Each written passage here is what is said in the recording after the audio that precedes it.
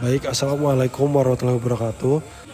Sebelumnya terima kasih kepada Ibu Dr. Insinyur Muryani Emelda Isaryani ST MT IPM. Perkenalkan, nama saya Riyandi Isa. Kali ini saya akan membacakan atau mempresentasikan seminar proposal dengan judul Penerapan Metode Six Sigma dalam Pengendalian Kualitas Proses Pengelasan pada PT Syukur Bersaudara. Adapun outline yang saya bawakan, yang pertama ada pendahuluan, yang kedua tinjauan pustaka, dan yang ketiga metodologi penelitian. Di sini ada latar belakang dengan konsep segitiga terbalik dari umum ke khusus. Yang pertama itu ada industri galangan kapal. Industri galangan kapal merupakan sektor strategis yang mendukung aktivitas transportasi laut, perikanan, dan logistik nasional. Perkembangan industri ini menuntut perusahaan untuk menghasilkan kapal yang berkualitas tinggi agar mampu bersaing dan memenuhi standar keselamatan serta regulasi nasional maupun internasional. Lalu yang kedua itu ada pentingnya pengendalian kualitas dalam proses manufaktur. Pengendalian kualitas menjadi aspek krusial dalam proses manufaktur karena berfungsi untuk memastikan produk yang dihasilkan sesuai spesifikasi. Sistem kualitas yang baik dapat mengurangi jumlah produk cacat, meningkatkan efisiensi biaya produksi, serta meningkatkan kepercayaan pelanggan. Lalu yang ketiga itu ada permasalahan cacat produk pada proses pengelasan.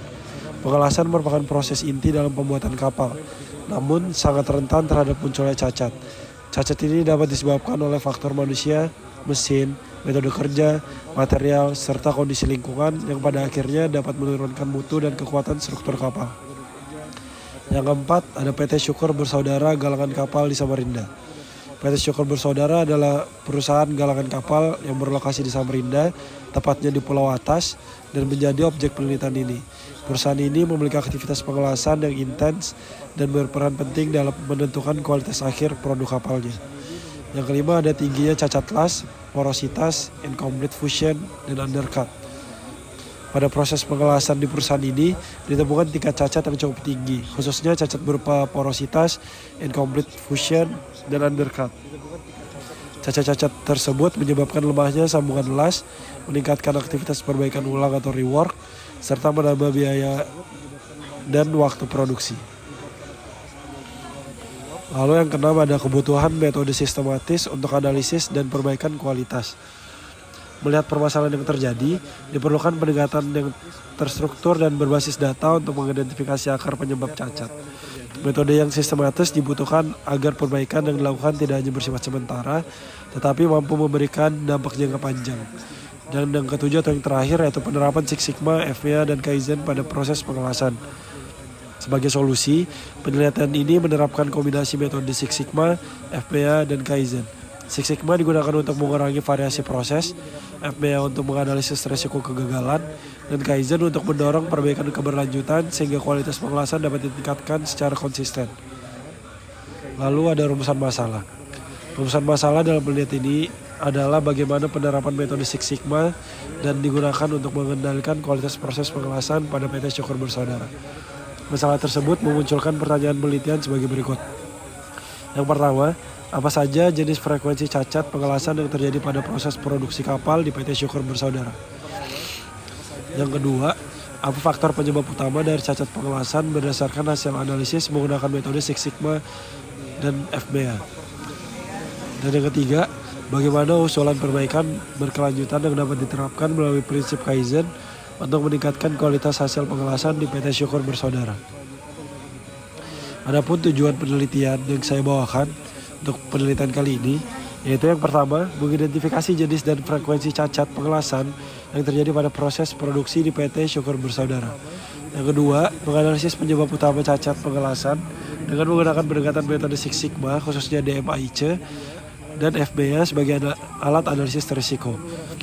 Yang ketiga, merumuskan usulan perbaikan berkelanjutan dengan menerapkan konsep Kaizen agar dapat meningkatkan kualitas hasil pengelasan dan mengurangi tingkat kecacatan produk. Adapun batasan penelitian, batasan masalah pada penelitian ini yaitu hanya difokuskan pada proses pengelasan kapal dan jenis cacat las yang terjadi selama proses produksi tanpa membahas tahapan lain seperti perakitan, pengecatan, atau pengujian akhir kapal. Adapun landasan teori yang saya kutip di sini, yang pertama yaitu pengendalian kualitas, yang merupakan serangkaian tindakan dan teknik yang dirancang sebagai sistematis untuk memastikan, mempertahankan, serta meningkatkan mutu produk maupun jasa agar sesuai dengan standar yang telah ditentukan dan mampu memenuhi harapan konsumen. Salah satu pendekatan yang sering digunakan dalam proses pengendalian kualitas untuk mengidentifikasi tingkat cacat dan menentukan langkah perbaikannya adalah metode Six Sigma, dikutip dari Harahap DKK 2018. Lalu Six Sigma adalah metode untuk perbaikan prosedur yang memiliki tujuan untuk mengurangi penyimpangan proses sekaligus mengurangi produk cacat yang tidak sesuai dengan standar dengan menggunakan proses statistik sebagai problem solving, dikutip dari Pangalinan DKK 2024. Six Sigma menggunakan konsep fase DMIC. DMIC adalah fase-fase yang harus dilalui dalam menjalani proyek perbaikan apapun, yang merupakan singkatan dari Define, Measure, Analyze, Improve, and Control. Dalam masing-masing fase akan dilakukan aktivitas yang berbeda-beda sesuai dengan kondisi yang terjadi selama proyek berjalan. Dikutip dari Juwito dan Alvarizzi 2022. Lalu Define, Measure, Analyze, Improve, dan Control merupakan suatu sekumpulan alat yang digunakan untuk menyelesaikan masalah dengan cara mengidentifikasi, analisis, dan mengeliminasi sumber dalam sebuah proses. DMIC digunakan sebagai bentuk untuk memperbaiki produk atau proses yang ada. Dikutip dari Utami DKK 2023. FMEA dapat digunakan dalam melaksanakan identifikasi terhadap risiko kegagalan yang potensial untuk sebuah produk atau proses. Secara garis besar, dapat meliputi beberapa langkah secara sistematis yang dapat dilaksanakan. Yang pertama, menentukan severity merupakan identifikasi potensial kegagalan atau keseriusan permasalahan tingkat keparahan pada setiap proses. Yang kedua itu menentukan occurrence, yang merupakan identifikasi skala probabilitas terjadinya kegagalan suatu permasalahan terjadi. Lalu yang ketiga, menentukan detection, yang merupakan skala yang memeringatkan kemungkinan dari masalah akan dideteksi sebelum sampai ke tangan pengguna akhir atau konsumen. Dikutip dari Supiandi DKK 2021. Lalu landasan teori yang terakhir yaitu Kaizen adalah istilah dalam bahasa Jepang konsep continuous incremental improvement. Kai mempunyai arti perubahan dan sedangkan Zen mempunyai arti baik. Berarti Kaizen mempunyai arti menyempurnakan yang berkesinambungan dan melibatkan semua orang.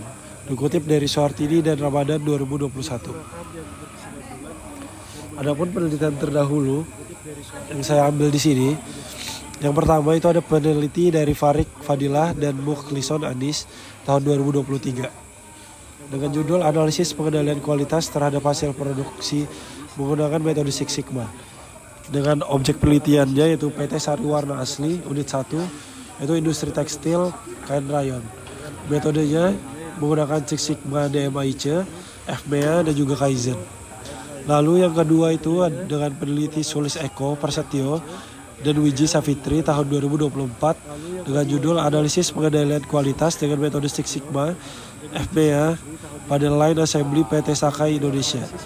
Dengan objek penelitian yaitu PT Sakai Indonesia, tepatnya di industri alat berat, Line Assembly.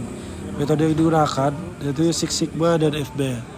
Lalu peneliti yang ketiga itu ada Khusnun Nabila dan Rohmol Jati tahun 2020 dengan judul Analisis Pengendalian Kualitas menggunakan metode Six Sigma dan perbaikan dengan Kaizen.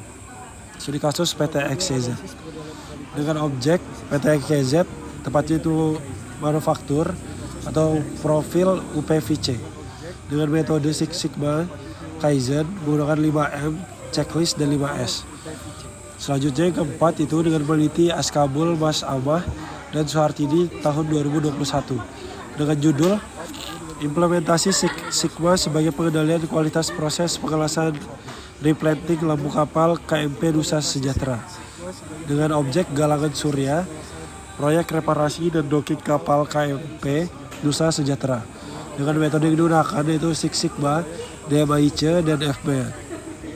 Lalu yang kelima atau yang terakhir penelitian dari Rahmi Meliandini tahun 2022 dengan judul Pengendalian Kualitas Proses Pengelasan dengan Metode Six Sigma dan FMEA dari UMKM Cipta Utama dengan objek penelitian yaitu di UMKM Cipta Utama khususnya di industri manufaktur, produksi pagar dan teralis dengan metode yang digunakan yaitu Six Sigma, FBA, dan Five Whys. Waktu dan lokasi penelitian. Waktu penelitian dilaksanakan selama 4 bulan terhitung sejak tanggal 1 Januari 2025 hingga 31 April 2026. Dengan lokasi penelitian yaitu penelitian dilakukan di PT Syukur Bersaudara, sebuah perusahaan galangan kapal yang berlokasi di Pulau Atas, Kecamatan Sambutan, Nusa Samarinda, Kalimantan Timur. Adapun tahapan penelitian, yaitu yang pertama pendahuluan, yang kedua tahap pengumpulan data, yang ketiga ada tahap pengolahan data, yang keempat ada tahap analisis dan pembahasan, yang kelima itu tahap penutup. Dengan tahap pendahuluan di sini menggunakan studi literatur, studi lapangan, perumusan masalah, penentuan tujuan, dan penetapan batasan masalah. Yang kedua itu tahap pengumpulan data, itu ada pengumpulan data primer dan sekunder. Dengan pengumpulan data primer itu melalui check sheet, cacat pengelasan, lalu observasi proses kerja operator dan kondisi lingkungan. Yang ketiga ada wawancara dan brainstorming dengan operator, mandor, dan QC atau quality control. Lalu yang terakhir ada pengamatan kondisi mesin dan material. Lalu tahap pengumpulan data sekundernya yaitu yang pertama ada dokumen cacat pengelasan periode tertentu. Lalu yang kedua ada SOP dan standar mutu perusahaan. Yang ketiga spesifikasi teknis material dan peralatan. Yang keempat ada literatur pendukung. Lalu tahapan yang ketiga yaitu tahap pengolahan data menggunakan pendekatan define, measure, analyze, improve, dan control untuk mengidentifikasi, menganalisis, dan memperbaiki cacat pengelasan. Lalu yang keempat ada tahap analisis dan pembahasan hasil penerapan DMAIC melalui interpretasi diagram Pareto, P-chart, Fishbone, dan FBA untuk mengidentifikasi akar masalah, cacat pengelasan, serta mengevaluasi efektivitas usulan perbaikan Kaizen. Yang kelima itu tahap penutup, yaitu penarikan kesimpulan dan saran pada penelitian kali ini. Adapun diagram alir kegiatan dapat dilihat seperti berikut.